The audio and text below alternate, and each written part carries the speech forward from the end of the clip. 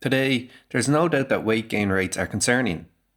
A study in the UK estimates that by 2050, 1 in 2 women will be obese, with this even higher in men at 3 in 5. And that's not taking into account those overweight and not obese. Luckily, several promising interventions could offer assistance to the current strategies in place to tackle the issue. One in particular is artificial intelligence. But how could the advancement of technology help you to lose weight if it's us who make our daily dietary and physical activity decisions? Well, a great 2021 research article by Chu Ang and La hypothesizes this to a great degree, which we'll be going through today. We'll leave a link in the description below to read it more in depth. But first, as always, please take note of our disclaimer. To begin with, we want to point out that many evidence-based weight loss programs available at the moment do help the predominant amount of participants lose some weight. For instance, it's been estimated that about 55% of people attending them lose approximately 5% of their initial weight in the first year.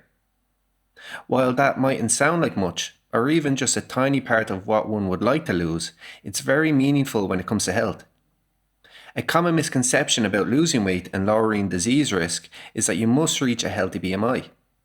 But reducing even just 5% of your initial body weight has been shown to reduce the risk of several comorbidities associated with weight gain. The problem, though, is long-term adherence.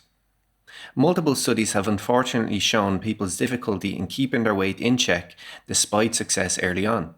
One 2009 study in particular demonstrated that following a weight loss intervention, participants put back on approximately 1/3 of their weight within a year, with half returning to their starting weight after 5 years. And what's the reasons for this?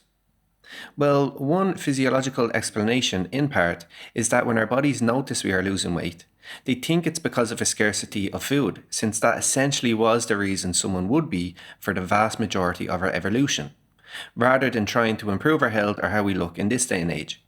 Subsequently, our bodies think they need to jump to our defense by secreting more hunger hormones to provoke us to obtain more calories from somewhere as soon as we can, as if it didn't back before the advent of agriculture 12,000 years ago, we'd most likely have found ourselves too low in energy later on to go out and hunt food successfully.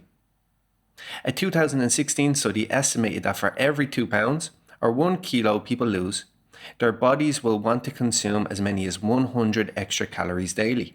Yet another partial explanation that pertains to today's topic comes down to psychology, most notably a lack of self-regulation over the long term.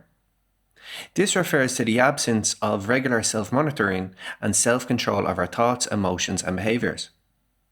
This obstructs optimal weight management, since without regularly checking in on ourselves weight-wise, managing the stress of life and the 100 other responsibilities we have day to day can understandably take precedence down the line, despite how strong our motivation to exercise more and eat better regularly was at first. Examples of common methods used to help self-regulation include thinking about and outlining discrepancies between our current habits and future goals, setting SMART goals, habit change, behavioral substitution, and self-monitoring of our behavior and the outcomes of that behavior. However, there are problems with carrying out these yourself, since they often require knowledge and experience in the area to do them properly, and take considerable effort to do and stick with them, especially over a long time duration. As a result, people will frequently seek the assistance of a professional or a mobile app for self-regulation support. While these can definitely offer service with what we're talking about here, they can still present other obstacles due to their associated expense and feasibility. But that's where AI might come in. But just on a side note, if you are interested in undertaking our evidence-based and results-backed personalized Plato weight management program, please click the link in the top right-hand corner of the video or follow the link in the description. Chu, Ang, and La outline 3 ways AI may enhance self-regulation for better weight management outcomes. The first is through machine perception, which is how machines can learn how to detect, extract features, classify, and recognize information through wearable and non-wearable devices.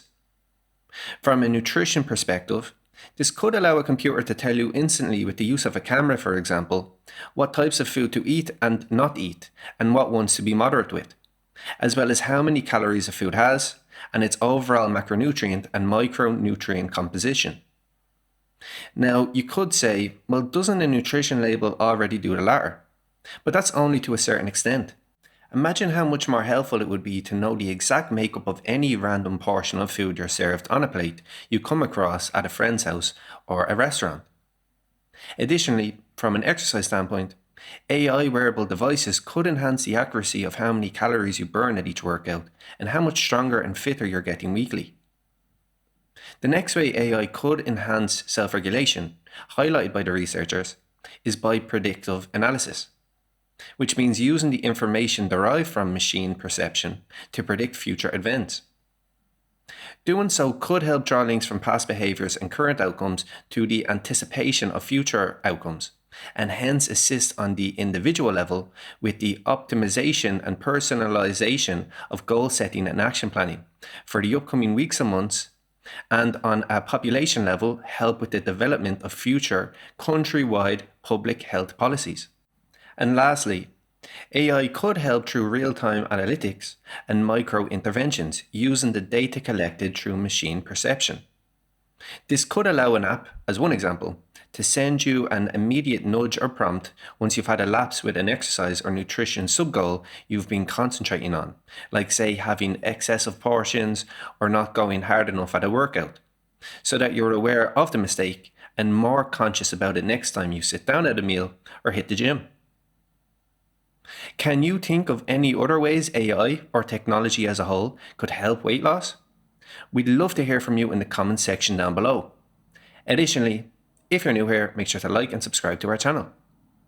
So that has been our video. Thanks for watching, and I'll see you next time.